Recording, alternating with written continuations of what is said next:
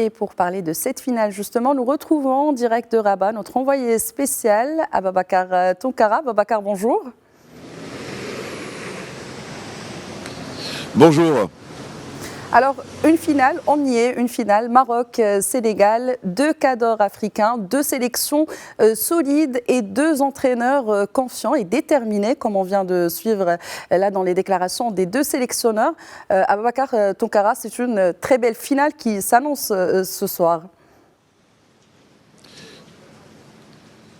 Une très belle finale, une finale fraternelle, mais également un duel de lions entre les lions de l'Atlas du Maroc et les lions de la Teranga du Sénégal, deux pays frères, deux pays fraternels qui, depuis le début de cette compétition, avaient rêvé de jouer cette finale, une finale qui va opposer le premier pays africain dans le classement CAF contre le deuxième donc pays africain également contre le classement, dans le classement plutôt CAF.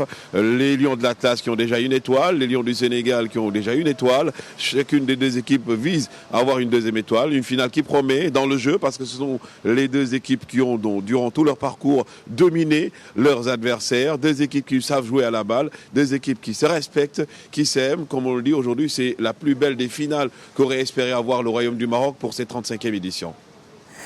Alors Ababacar Tounkara, vous avez suivi la compétition depuis le début à Rabat. Le statut de favori peut-il galvaniser le Maroc? La régularité des lions de l'Atlas dans les grandes compétitions pèse-t-elle aujourd'hui? Et surtout, est-ce que le Sénégal pourrait contenir la machine marocaine ce soir, à votre avis?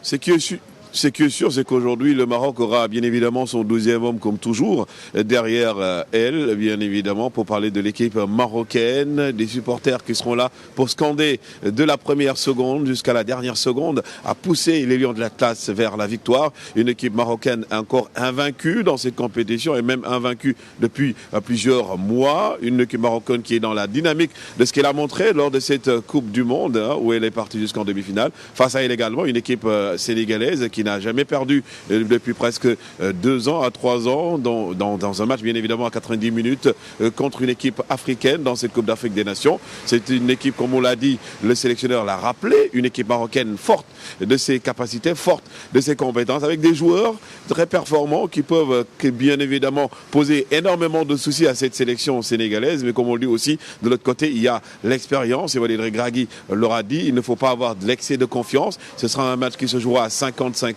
où c'est le football quand même qui sortira vainqueur de cette finale, qui sera une finale âprement disputée, bien évidemment. Alors, le Sénégal, l'une des meilleures équipes africaines, je le disais, ces dernières années, qui a gagné en régularité également. Mais aujourd'hui, les coéquipiers de Sadio Mané subissent-ils une pression face à la montée en puissance du Maroc? Peut-on parler justement d'un Maroc référence du football africain aujourd'hui?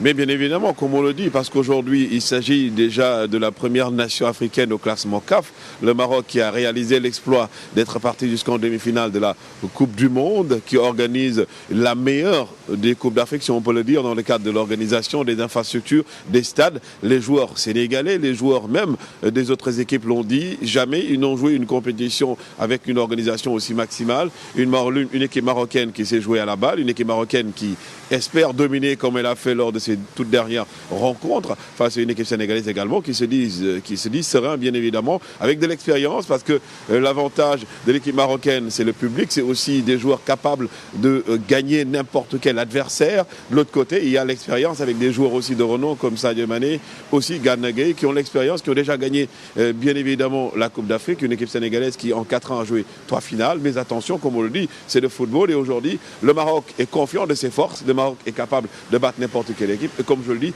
ce sera une rencontre âprement disputée, bien évidemment. Ababacar Tounkara, vous êtes notre envoyé spécial à Rabat pour cette CAN. J'aimerais vous dire que malgré tout le respect que j'ai pour vous, toute l'amitié pour le peuple sénégalais également et les collègues, Inch'Allah, cette coupe sera marocaine et restera au Maroc aujourd'hui. En tout cas, comme on le dit, que le football gagne, bien évidemment. Et donc les résultats, ce sera ce soir. Merci à vous, Ababacar Tounkara.